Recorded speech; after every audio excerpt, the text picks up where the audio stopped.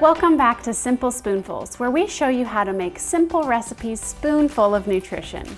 I'm Kristen Newsel, registered dietitian and patient advocacy liaison. And I'm Kim Moran, Senior Vice President and Head of Rare Diseases in the U.S. On today's episode, we are going to show you how to create a quick and delicious lemon broccoli pasta dish. This is one of my favorites.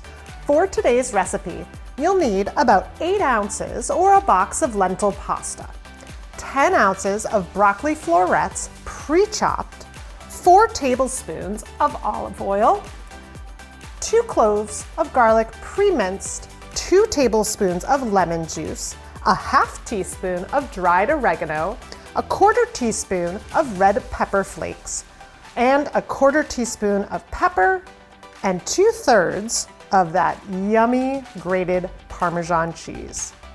We're going to start off by bringing a large pot of water to a boil and cooking the pasta al dente, according to the package directions. Some people living with and without myasthenia gravis want to cut back on carbohydrates for a variety of reasons. Our body needs carbohydrates, but some individuals, especially those living with diabetes, need to watch how many carbohydrates they intake. As we all know, pasta can contain a lot of carbs, but lucky for us, there are a lot of alternatives on the market that are delicious. We are using lentil pasta today, which contains less carbohydrates and more fiber than regular pasta. That fiber is not only going to help you feel full longer, but it's also going to slow the rise of sugar in your bloodstream. Now, while the pasta cooks, you'll want to either chop or food process your broccoli into small florets. Now, to save time and energy in the kitchen, we purchased pre-chopped broccoli that's also pre-washed. We recommend chopping these up to a consistency that's best for you. When the pasta has about 2 to 3 minutes left, you'll simply add the broccoli to the pot of pasta. Now, when the pasta and the broccoli are finished, you want to use a liquid measuring cup to scoop out roughly a cup of the hot boiling water. And we're just going to set that aside. Now it's time to drain the pasta and the broccoli together, and we're going to set that aside.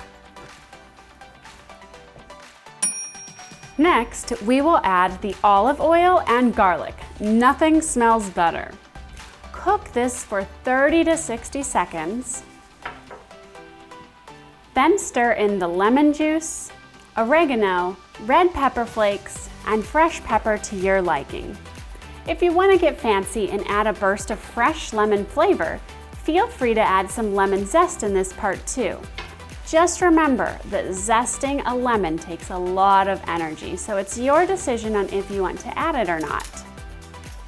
Whisk in about half a cup of the water we set aside from the pasta before.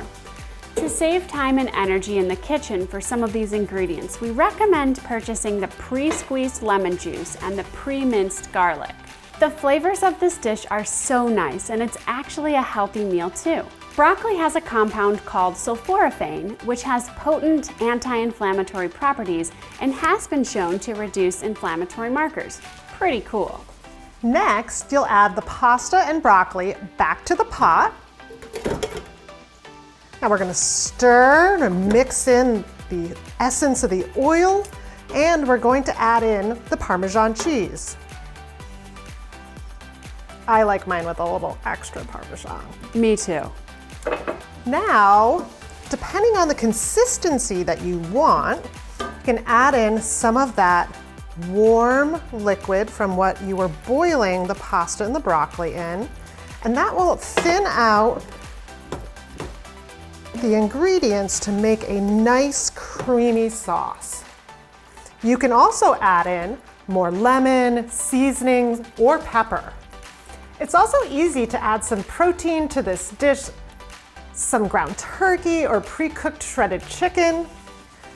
Now, once this is stirred to the consistency that you like, and you've been tasting all along to the flavor of your preference, it's time to serve it right away.